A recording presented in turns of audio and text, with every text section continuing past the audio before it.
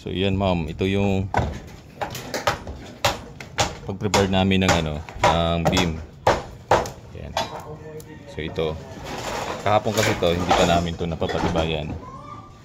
Yun na yung napuhusan namin. Pinabaklas ni Noreen yung formas. Ito, yan, nakalinya na po ito. Kahapon, medyo baloktot siya dahil nga hindi pa namin siya nalilibin. Tapos yung tansi, yan, yan. Tuwid na yan hanggang dito, hanggang sa susunod. Ayun, pinapormas din ni G yung sa may dolo.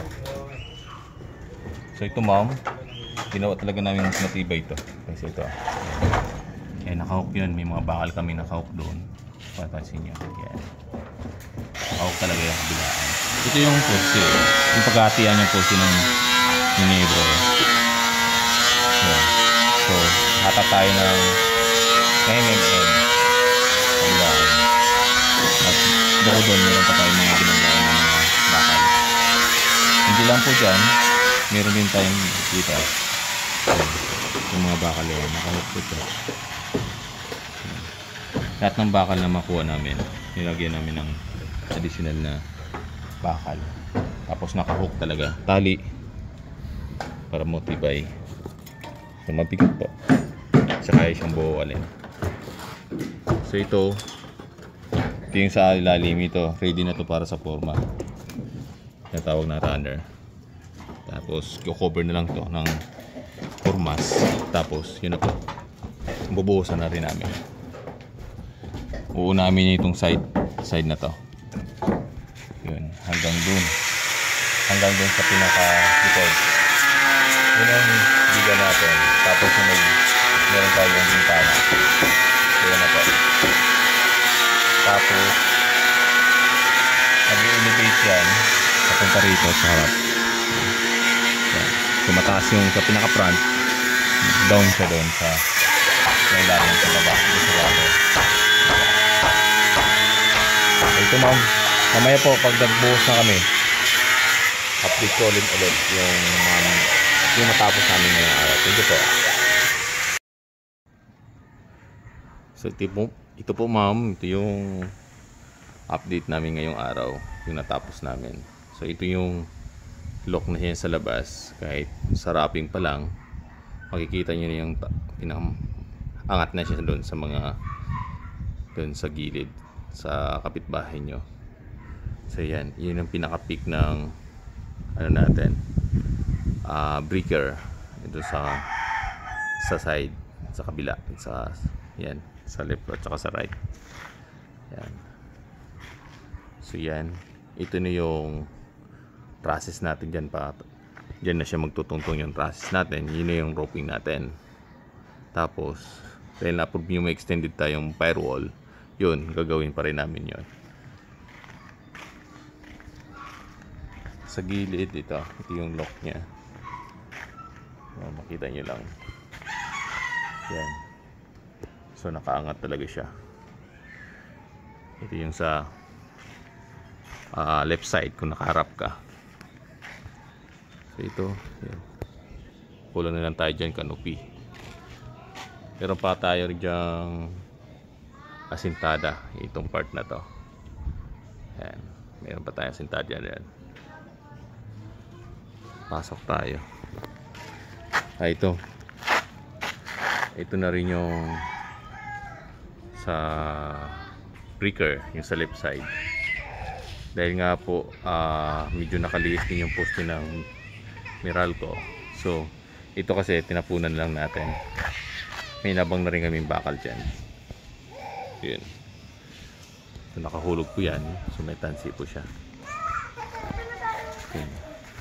Hindi lang siya finish pa ngayon dahil po makapal. Yan.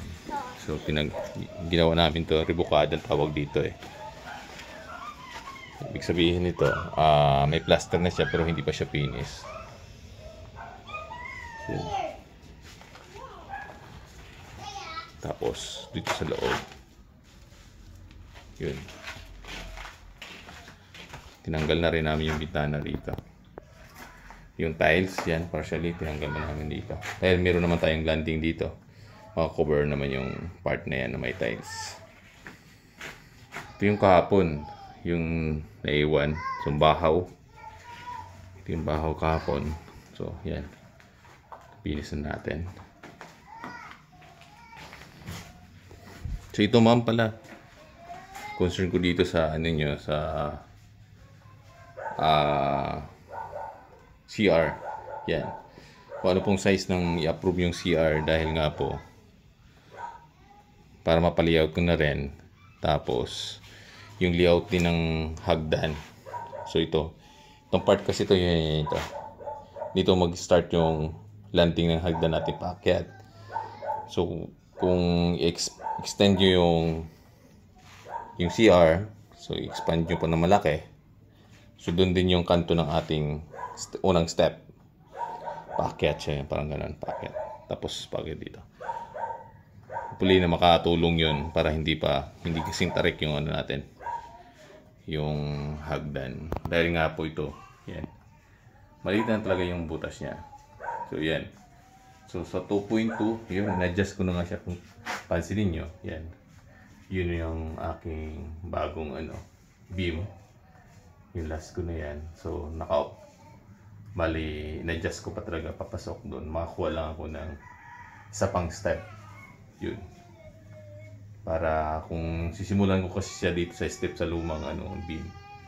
So sobrang tarik niya talaga. So, kailangan talaga siyang i-layout ko rin din to. Tapos i-approve nyo po kung okay na po yung kakalabasan ng ating concrete na hagdan. So akit po ako ma'am doon sa sa taas. Dito sa ginawa naming contemporary na scaffolding. So ito ma'am. Yan. Kahapon to nabuhusan na namin to, yung part na to. Same po doon sa nakikita natin kanina doon sa harap. Ito yung sa loob naman. Ito yung in-extend naming CHB. Yan. CHB laying. Pagkasintada. So yan. Yung pinakataas na po yun. Yun po yung papatong yung trusses natin. Yun. Tapos yun. Pababa siya. Yun.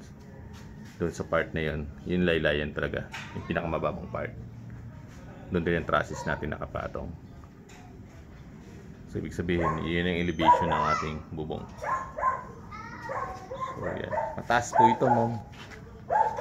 Almost kung yung peak na yun doon, almost 3 meters na yan. Taas po. Ito yung sinasabi ko kanina, magkakaroon pa tayo ng asintada dyan sa taas ng beam na yan. Sa kabila, same din. Tapos yung mga poste nito, yan. Minuhay po talaga namin para mas matibay po siya. Hindi lang siya yung puro hollow blocks yung in-extend natin. May poste din para po hindi talaga mayanig.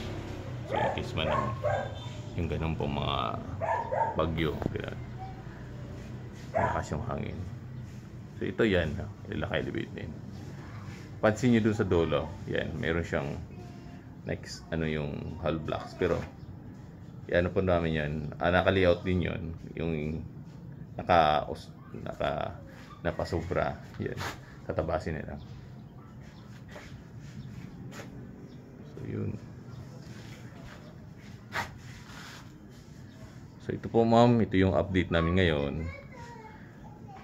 Yan. Kung natapos namin ngayong araw, thank you po.